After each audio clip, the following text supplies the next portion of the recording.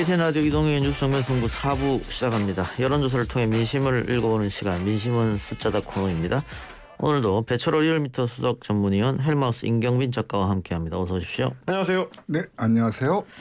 안철수 대표가 대선 출마를 선언하면서 내년 대선 사자 대결 구도가 됐는데 현재 여론조사 추이를 볼 때 안 대표가 어느 정도 변수가 되느냐. 일단은 수치는 좀 나오는 것 같아요. 네, 그렇습니다. MBS 월화수 조사를 했습니다. 전국 1,004명이고 전화 면접 방식입니다. 그래서 가상 대결 보자면은 아직 오늘까지는 이제 국민의힘 후보가 결정되니까 사자 4명을 모두 투입을 했었는데 이재명 원희룡 붙었을 때는 이재명 31, 원희룡 22, 안철수 11% 보였고요. 이재명 유승민 투입했을 경우 이재명 28, 유승민 19, 안철수 12 나왔습니다. 탑2라고 할 수 있는 윤석열, 홍준표를 투입했을 경우 이재명 30, 윤석열 35, 안철수 7.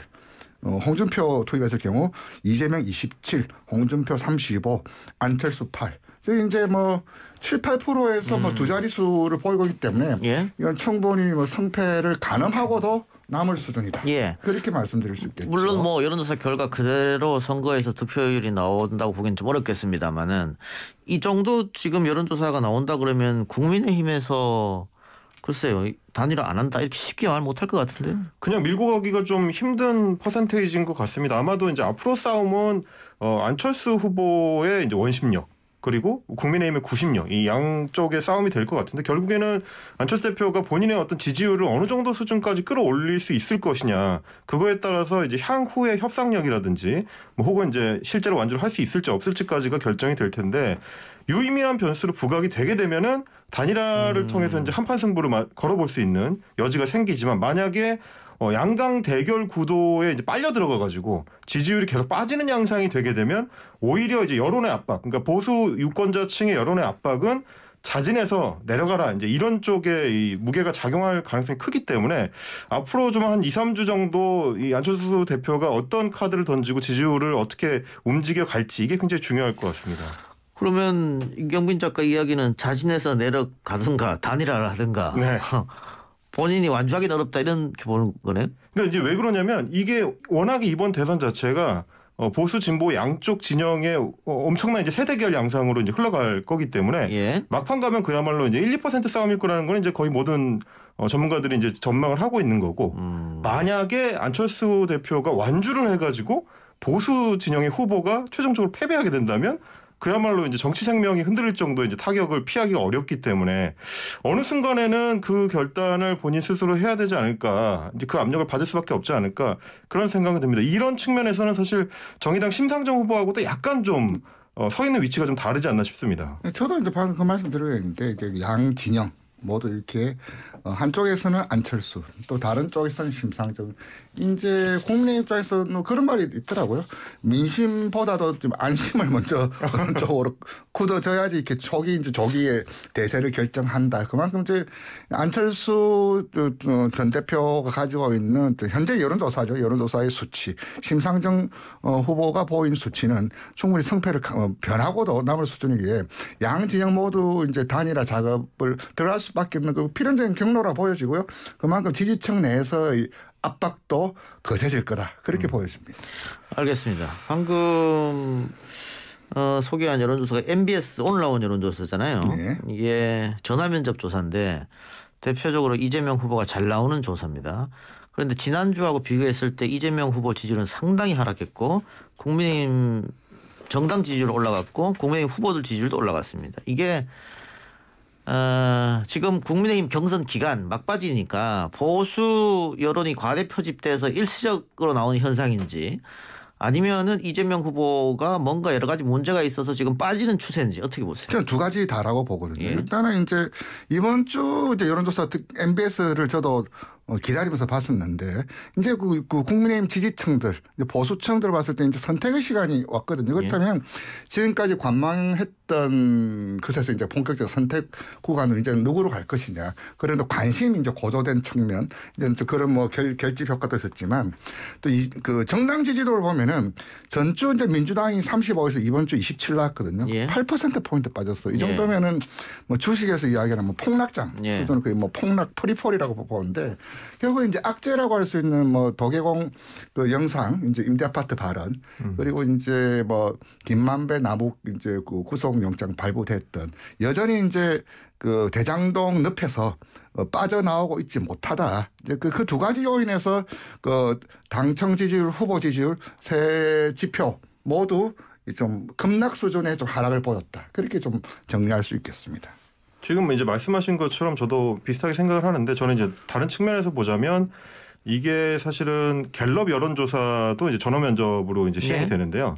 지난 6월에 이제 국민의힘 전당대회가 있었던 시점에 국민의힘의 그 당 지지율이 폭등한 적이 있습니다. 그것도 그 당시에도 역시 마찬가지로 전화를 굉장히 기다리고 있는 보수 유권자층이 이제 상당 부분 응답을 하면서 벌어진 현상 중에 하나로 평가를 받았었고 또 하나는 그 이제 윤석열 후보의 당내 지지층 내에서의 이제 지지율 폭등입니다. 그러니까 지난 조사에 비하면은 거의 6%포인트 정도가 올랐고요. 반대로 이제 홍준표 후보는 4%포인트가 하락한 걸로 나왔는데 우리가 지난주, 지지난주에 계속 전망했을 때는 소위 말하는 이제 개사과 논란 그리고 전두환 옹호 발언 논란 같은 게 터졌을 때 윤석열 후보한테 굉장히 좀 불리할 수 있다라고 전망을 했었는데 역으로 지지층 내에서는 오히려 이제 결집 효과로 지금 발휘되고 있는 거 아니냐 이런 생각을 좀 해볼 수 있는 결과인 것 같습니다. 예. 알겠습니다. 어쨌든 뭐 국민의힘 경선 막바지기 때문에 여론조사에서 보수 유권자들의 응답이 높은 거는 뭐 어쩔 수 없는 일이다. 그렇죠. 이렇게 보여주니까 다음 주 여론조사 결과 어떻게 나오는지 좀 보는 것도 흥미롭게 지켜볼 수 있겠죠. 알겠습니다. 자, 내일 이제 결정이 나니까 오후 2시쯤에 발표한다고 하죠. 몇 시간 안 남았는데 전문가들의 대다수 예측은 윤석열이 좀 앞서지 않느냐. 이런 건데 두 분도 같은 생각이십니까? 네, 그렇습니다. 오늘 저도 이제 MBS 결과를 평소보다도 더 기다렸는데요. 왜냐하면 이렇게 그 선출 모두 방법론이 이 MBS 조사 모두 방법이 같기 때문입니다. 똑같다. 그래서 결과 같은 경우는 이제 유무선 혼용이고 리얼미터 같은 경우는 자동 응답 방식인데 선출하는 여론조사 모두와 방법이 똑같기 때문에 실제로 이 수치와 굉장히 유사한 구간으로 결과가 나올 확률이 굉장히 높기 때문입니다. 이제 홍준표 후보의 어떤 바람, 이제 상승이 어디까지 갈 것이냐, 윤석열 후보의 어떤 결집이 먹히고 있느냐, 이제 이 수치와 실제로 발표될 수치가 비슷하다 보는데 MBS에서 보자면 홍준표, 윤석열 27%로 동률 나왔어요. 유승민 10, 원희룡 3인데 요 앞까지만 해도 홍준표 후보가 7에서 한 12%, 한 10% 초수준에서는 여론조사에서 좀 벌리고 있었거든요. 그렇다면 이제 여론조사에서 이렇게 딱 붙어버렸다. 대신 이제 국민의힘 지지층이죠. 정확하게 국민의힘 당원은 아니지만 지지층에서는 15에서 20% 정도 윤석열 후보가 계속 앞서고 있었거든요. 그래서 이제 홍준표 후보가 막판 역전 가능성에 있는 논거가 이제 여론조사에서 더 벌리고 지지층 내에서 상당히 붙었다. 그렇다면 5대5 매칭 시스템에서는 간발의 차로 이길 수 있다. 이런 이제 논리, 이런 셈법으로 이야기했었는데 지금 이 조사에서 붙어버렸고 지지층 내에서도 투표율이 그 60 후반 7까지 갔으면 이제 홍준표 바람이 이제 다 탔다라고 볼 수 있는데 이런 셈법을 봤을 때는 윤석열 후보 쪽에 좀 더 손을 주고 들어주고 싶다. 그렇게 정리할 수 있겠습니다. 이제 여론조사 결과도 그렇고 저희가 지금 뭐 다른 전문가들도 비슷한 해석을 하고 있습니다만 당원 투표율이 이제 60%를 돌파해 상당히 높게 나왔는데 그러다 보니까 이제 홍준표 후보 입장에서는 기존은 같으면 참여하지 않았을 이제 젊은 층의 당원들이 이제 투표 참여를 했기 때문에 본인한테 유리할 것이다라고 이야기를 하고 있습니다만 어제 이제 중앙일보에서 그 선거인단의 비중을 퍼센테이지를 따져본 표를 보니까 일단 50대 이상의 연령층이 전체 선거인단에서 60%를 넘게 이제 점하는 걸로 나왔습니다. 그러니까 그동안에 얘기됐던 거는 한 19만 명 정도가 지난 전당대회에 비해서 이제 국민의힘의 당원으로 진성당원으로 참여를 했다. 그러니까 이제 젊은 층이 많이 들어오면 홍준표 후보한테도 조금 기회가 있지 않겠느냐라는 얘기들이 많았는데 막상 비율상으로는 20대, 30대가 기존보다 많이 올라온 거는 맞는데 전체 숫자로 따져보면 오히려 이제 5060층에서 당원 새로 가입한 숫자가 더 많다는 이제 얘기가 되더라고요. 그러니까 결과적으로 봤을 때 당원 투표에서도 홍준표 후보가 높은 투표율의 어떤 수혜를 입기에는 구성상 굉장히 좀 불리하다. 이런 것까지 좀 같이 봐야 될 것 같습니다. 그럼 두 분 다 공익도 윤석열이 앞선다 이런 분석을 해주셨는데 그 민주당 경선 3차 슈퍼위크 사실 그 62대 28 이낙연 후보가 다른 1, 2차와는 완전 다른 결과가 냈잖아요.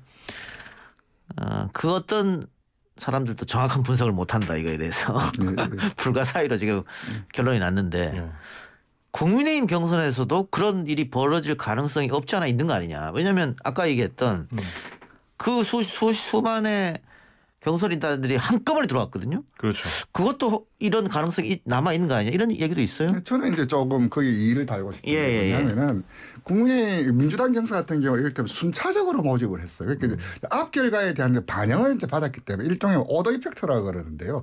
그 앞에 선후 관계 영향이 있었기 때문에 뒤에서는 이렇게 뭐 이변이 일어날 그런 개연성이 있었지만 이거는 여론조사와 당원투표 기간에 완샷으로 딱 부러뜨리기 때문에 그런 이변이 일어나서 좀 지켜보는 흥미진진하게 물론 뭐 1, 2, 3차 이제 컷오프 압축은 있었지만은 그냥 말 그대로 걸러내는 작업이었기 때문에 이렇게 이변이 일어날 그 개연성이라든지 여지가 상당히 좀 제한되어 있다. 그랬을 때 이변은 큰 이변은 없을 것이다. 그리고 이제 여론조사 발표된 수치와 비슷한 수준에서 나오지.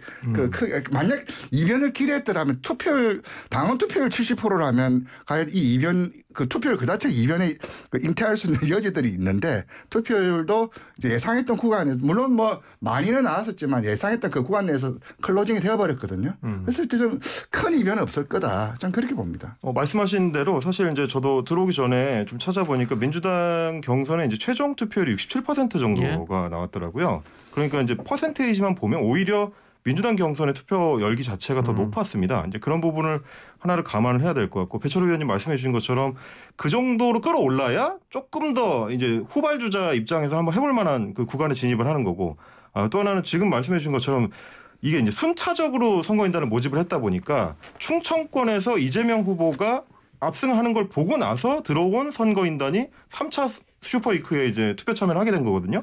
그런 어떤 시차가 있었던 부분까지를 같이 고려를 해야 되는데 이번 이제 국민의힘 경선 같은 경우는 이제 원샷으로 하는 거라서 표심을 상당히 이제 결정한 사람들이 여론 동향을 보고 이제 참여하는 정도인데 지금 여론의 동향을 보면 홍준표 후보가 상당히 이게 따라 올라오다가 최근 한 1, 2주 사이에서는 그 이제 바람의 기세가 좀 약해지는 그런 경향을 보였었기 때문에 아마 한 끗 정도 모자라지 않았을까라는 정도 생각을 하게 됩니다.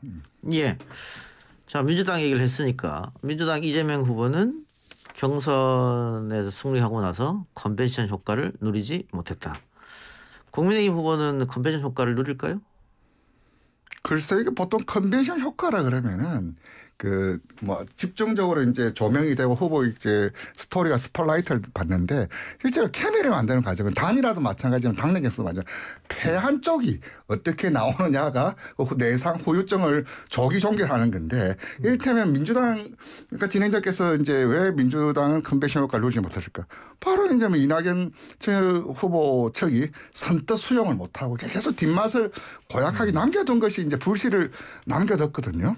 근데 이제 반면교사로 이제 국민의힘도 그 점을 삼아야 되겠죠. 이를테면 누가 돼도 뭐 선출은 한 분 되고 나머지 이제 세 분은 패자로 될 수밖에 없는데 그 패한 쪽이 어떻게 자세를 어떤 태도를 보이느냐 또 이제 이긴 쪽은 또 어떻게 손을 내미느냐 또 이제 그 이후 이제 선대위원장은 뭐 김종인 그분이 많이 그런데 김종인 위원장이 또 어떻게 디자인을 하느냐 이제 이 문제로 이제 좀 귀결될 텐데 국민의힘도 민주당 반면교사로 삼아서 어떻게 빨리 전열 정비할 건가를 좀 깊이 고민하지 않을까 좀 그렇게 보여집니다. 민주당 말씀을 해주셨으니까 사실 저는 그래서 그 부분을 좀 짚고 싶은 게 이제 양자 후보 윤석열 후보든 홍준표 후보든 누가 되든지 간에 서로 약점을 하나씩 달고 있습니다. 만약에 윤석열 후보가 된다 그러면 지금 홍준표 후보가 받고 있는 어떤 2030층, 기존의 국민의힘이 가져본 적이 없는 투표층의 어떤 열망을 한번 꺾어버리는 셈이 되기 때문에 그런 측면에서 컨벤션 효과를 기대하기가 좀 어렵다라는 게 하나가 있고, 홍준표 후보 같은 경우는 거꾸로 윤석열 후보 쪽으로 이제 당 내에 그 대부분의 사람들이 몰려가 있는 상황이지 않습니까? 이제 뭐 현역 국회의원들이 대부분 이제 그쪽에 가 있는 상황이라서 그럼 이제 당 내의 결집 효과를 초기에 기대하기가 좀 어려울 수가 있다. 그리고 뭐 이제 윤석열 후보 같으면 이준석이라는 어떤 새로운 상징을 이제 쉽게 이제 화학적으로 결합시키는 데 있어서 또 이제 걸림돌이 있을 수 있다. 이제 서로 간에 어떤 약점들이 안고 있어서 결과가 내일 나오고 나서 이 캠프가 혹은 후보가 어떻게 움직이느냐, 어떤 메시지를 내느냐, 이게 굉장히 중요할 것 같습니다. 근데 제가 역대 각 정당에서 경선 후에 지지율이 어떻게 되나 좀 살펴봤거든요. 노무현, 이명박, 정동영 당선되고 나서 지지율이 다 빠졌어요. 그러니까 그게 마지막 경선에 막바지쯤 되면 누가 될지 대충 예측이 되지 않습니까? 그렇죠. 그러니까 그 사람이 되면 오히려 결집하는 게 좀 약해지고 재료가 소멸되고 하니까 오히려 빠지더라고요. 그래서 컨벤션 효과를 너무 당연시 하는 것도 그렇죠. 이게 조금 함정이 있는 게 아닌가 그런 생각 들고요. 자, 지금 홍준표 후보는 2030 젊은 층에서 압도적 지지를 받고 있고, 윤석열 후보는 60대 이상 고연령층에서 압도적 지지를 받고 있는데, 홍준표 후보가 만일에 승리한다면 시간은 걸리더라도 고연령층들은 홍준표한테 올 것이다. 결국은. 결국엔. 그러나 윤석열 후보가 승리하면 이 2040 젊은 사람들은 과연 윤석열한테 갈 것이냐. 그래서 이재명이 찬스가 있다. 윤석열이 되면 이런 얘기 있거든요. 결국 이번 대선을 보는 좀 셈법이 지금까지 그 선거하고 좀 많이 다를 거예요. 지금까지 이제 전통적으로 특히 대선 같은 경우는 이른바 동서투표라고 하는 지역 균열이었거든요. 근데 이번 같은 경우는 MZ와 이제 뭐 60 이상의 세대 균열, 그리고 이제 계층 균열, 그 이제 북풍도 있지만 남북 균열, 이렇게 이른바 다중 균열 투표로 나갈 것이다가 이제 많은 선거학자들이 이야기하는 이번 선거의 좀 특징인데요. 이제 2030의 표심이 전통적으로 이렇게 진보 민주당 쪽에 절대적인 강세를 보였는데 최근 들어서는 꼭 우리 표만 아니더라. 이제 뭐 2030 민주당에서는 아니 집토끼인 줄 알았더니 다 가출을 해서 지금 산토끼로 이제 변해버린 상황인데, 어째 결국 이제 저도 보면은 2030 표심을 어느 후보가 먼저 잡느냐. 이럴 때는 이제 다들 그대 양당 후보의 진영에 실망해서 가출을 했지만은 어디로 이제 방향을 잡아야 될지는 아직 또 묘연한 상태거든요.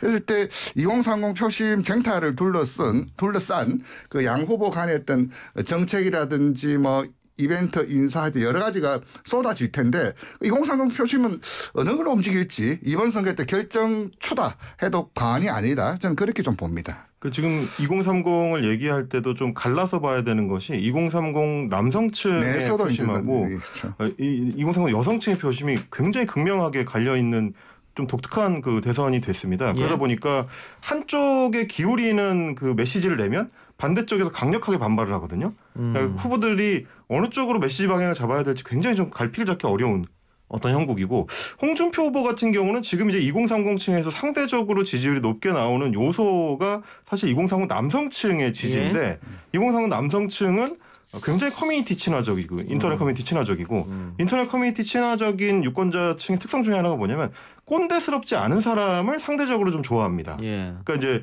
좀 소탈하고 솔직하고 이제 이런 방향성을 가진 사람들을 좋아하다 보니까 윤석열 후보보다는 아무래도 홍준표 후보 쪽에 이제 가 있는 건데, 말씀하신 것처럼 만약에 윤석열 후보가 된다 그러면 이 표층이 어디로 어떤 선택을 할 거냐, 혹은 아예 투표를 포기하는 방향으로 갈 거냐, 이것까지도 같이 봐야 되는 이 대목일 것 같습니다. 근데 부연하자면 2030 연구하신 분들 보면 2030을 한 덩어리는 보지 마라. 20하고 30은 또 다르다. 이를테면 30 같은 경우는 결정적인 요인이 뭐냐면 부동산이었어요. 그렇죠. 왜냐하면 이제 부동산 시장에 처음 진입한 세대가 30대거든요. 20대가 부동산 시장에 진입하지 않거든요.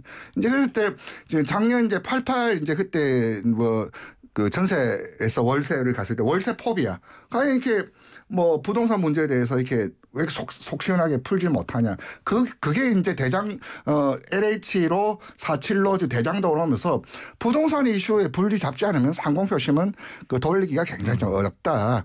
그 점하고 또 20 같은 경우는 또 감수성, 또 공정이라는 가치에 대해서 매우 민감한데 이제 이 문제에 대해서는 그나마 홍준표 의원이 많이 좀 그들의 감수성에 좀 호응을 해서 급등은 보였는데 이재명, 윤석열 지금 두 분에 대해서는 그분 좀 냉랭하다. 실제로 그게 여론조사 지표에서 나타나고 있고 그 20 안에서는 또 남녀 또 젠더 균열까지 좀 보이고 있어서 이청 표심을 어떻게 잡을지는 좀 저도 유심히 좀 지켜볼 대목입니다. 근데 제가 이런 질문을 드린 이유가 왜 그러냐면 그 2030이 홍준표를 압도적으로 밀어주는데 2등은 이재명이에요. 그러니까 윤석열이 지금 꼴찌를 달리고 있기 때문에 그렇죠.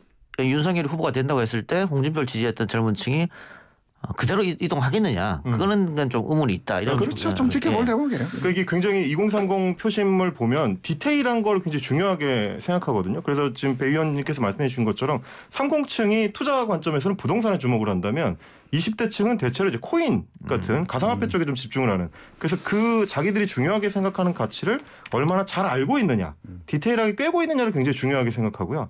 그러다 보니까 아마 오늘 이재명 후보도 증권위원회나 이제 이런 오늘 이제 방문한 자리에서 나도 굉장히 한몫하던 큰 개미 출신이다. 이런 MSCI 지수 편입에 대해서 나도 굉장히 고민을 많이 했었다. 이런 어떤 구체적인 얘기를 자꾸 하는 것도 그런 걸 겨냥한 게 아닐까 이 생각이 합니다. 예. 그리고 윤석열 후보 자 계속해서 리스크 얘기가 나옵니다. 가족 리스크도 있고 본인 리스크, 말실수 리스크도 있던데 이 본인의 말실수 리스크는 예선 전에 큰 영향을 주지는 않았다. 다만 본선에 갔을 때는 영향을 줄 수도 있다. 그런 이야기 많잖아요. 지금은 말실수를 하더라도 정권 교체에 열망이 강한 사람들이 윤석열한테 붙어 있고 반문 정서가 강한 층들이 윤석열에 붙어 있는데 본선 갔을 때 이렇게 계속 말실수하는 거 했을 때 유권자들이 인내심을 가지고 지켜보겠느냐 어떻게 보세요? 인내심 떠나서 화력이 다르죠. 이를테면 당내에서는 그나마 있었지만 또 민주당에서는 이렇게 간헐적으로 이제 입을 보탰더라면 이제는 불확실성이 해소되고 대진표가 짜진 상황에서는 이제 언동 하나하나에 대한 대응하는 화력이 다를 겁니다. 이를테면 소총 수류탄에서 이제 폭까지 이제 다르고 이제 그만큼 집중적으로 공격하는 수준은 다를 것이고 윤석열 예비도 만약 내일 통과가 된다라면은 과연 이런 식으로 했다가는 한순간에 그냥 프리폴 급나갈 수 있어요. 이게 아마 그분도 아마 이게 관련 굉장히 좀 고심이 깊지 않을까 그렇게 보여집니다. 저는 이제 초반에 민주당에서 윤석열 후보를 향해서 타겟을 잡았던 이 주제가 주로 이제 도덕성 문제였었거든요. 장모라든지 아내라든지 혹은 본인 어떤 고발사주 문제라든지. 근데 막상 경선에 들어가고 나서 보니까 실제로 드러나는 그 후보의 문제점은 오히려 실력 문제였다. 예. 이런 차원인 것 같습니다. 어떤 개별 정책에 대한 이해도가 떨어지는 모습을 자꾸 보여준다든지 혹은 이제 디테일한 이해도를 이제 제대로 자기 정책인데도 잘 이해를 못하는 것 같은 모습을 보인다든지 특히나 1대1 토론을 붙었을 때 유승민 후보한테 특히 약했다. 이런 것도 굉장히 이제 정책적인 이해도가 떨어지지 않느냐라는 이제 유권자들의 의심을 이제 사게 하는 거라서 본선 가면 그 부분이 아마 더 강하게 부각되지 않을까 그런 생각이 듭니다. 그 논란된 부분은 다 유승민하고의 토론에서 나왔던 거죠. 그렇습니다. 그게 이제 대한민국이라는 어떤 거대한 경제 대국을 이끌어갈 최고 수장으로서 과연 정책 이해도가 저 정도 수준으로 괜찮느냐. 지금까지는 주로 이제 반문 정서에 기대서 올라올 수가 있었는데 본선에서 대통령으로서의 역할을 기대할 때는 유권자들이 좀 다른 판단을 할 수도 있다. 그런 부분은 좀 고민을 해봐야 될 겁니다. 예. 자, 그리고 또 하나의 변수가 될까요? 전국민 재난지원금 문제. 이재명 후보의 주장대로 이것이 이루어진다치고 내년 선거 직전에 또 지급이 된다면 변수가 충분히 될 수 있다고 보고 다만 이재명 후보가 지속해서 주장하던 내용인데 결국은 청와대와 정부를 설득하지 못한다면 리더십에 또 상처를 받는 거 아니에요? 그렇죠. 저는 이게 또 이제 재난지원금이 이제 왜냐하면 이재명 씨의 대표 상품이거든요. 예. 트레이드마크이기 때문에 아무래도 그것을 보는 평가의 기준은 다른 분야하고는 또 남달라요. 근데 이게 또 김부겸 총리가 당장 난색을 또 표했고요. 근데 이런 이야기들이 그를 좀 불협화, 충돌, 파열이라는 말은 좀 과한 표현이지만, 홍남기 부총리가 이제 곡간지 이렇게는 또 좀 불필요한 논쟁이거든요. 그랬을 때, 이 논란이 길어지는 건 이재명 지사에게는 크게 도움 안 될 이슈다. 이렇게 빨리 이렇게 그 어쨌든 당청 간에 어떤 뭐 빨리 풀어야 되는데 이 길게 가다가는 뭐 꺼내놓고도 덕 못 보는 뭐 그런 오를 범할 수도 있지 않나 그런 기후도 있습니다.